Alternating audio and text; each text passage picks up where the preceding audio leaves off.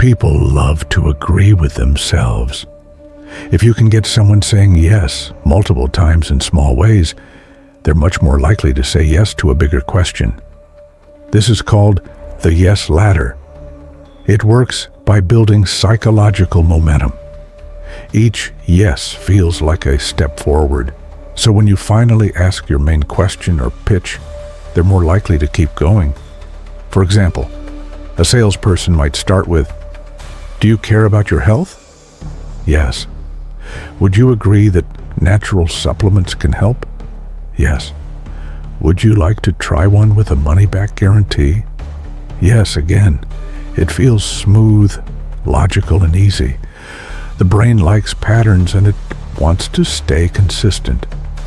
You can use this in everyday life too. Before asking someone for help, get them to agree with related ideas first. It's not trickery, it's psychology. By the time they get to the main question, it feels like the obvious next step.